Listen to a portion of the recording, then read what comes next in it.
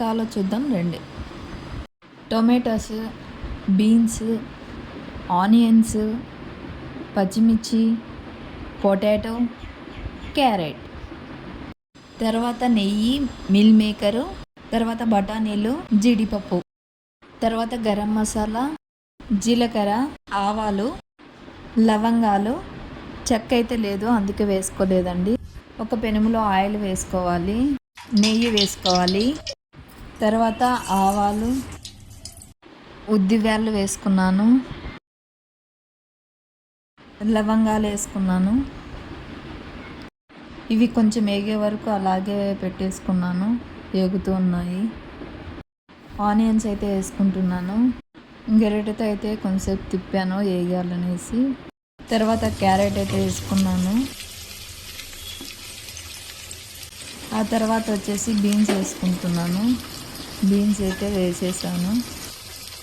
Next పచ్చిమిర్చి అయితే వేస్తున్నాను.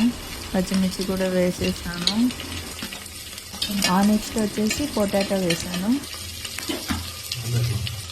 ఆ తర్వాత కాజు వేసుకున్నాను.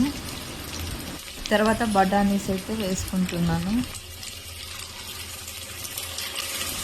నెక్స్ట్ మిల్ మేకర్ అయితే వేసుకున్నా. తర్వాత టమాటోస్ వేసుకున్నాను. తర్వాత అన్నిటినీ మిక్స్ చేశాను ఒకసారి గంటెతో అలా కలిపాను. కొంచెం వేగే వరకు అలానే వేయించాను. సరిపోయేంత వచ్చేసి సాల్ట్ వేసుకున్నాను. నెక్స్ట్ గరం మసాలా వేసుకున్నాను.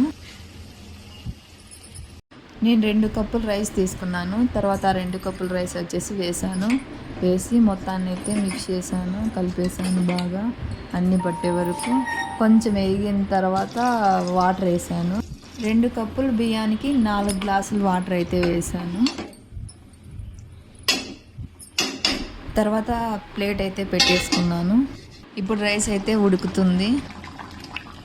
ఇప్పుడైతే సన్నమంట అయితే పెట్టేసుకున్నాను. మొత్తానికి వెజిటేబుల్ రైస్ రెడీ. వెజిటేబుల్ రైస్లోకి వచ్చేసి పెరుగు చట్నీ చేసాము. దీంట్లో వచ్చేసి ఆనియన్, పచ్చిమిర్చి, టొమాటో వేసి మిక్స్ చేసాము. మొత్తానికైతే ఇలా వచ్చింది. ఇది వచ్చేసి నాని చేశారు. నాని అంటే ఎవరో కాదండి, మా హస్బెండ్. సాల్ట్ కూడా వేసామండి. మొత్తానికి వెజిటేబుల్ రైస్, పెరుగు చట్నీ రెడీ.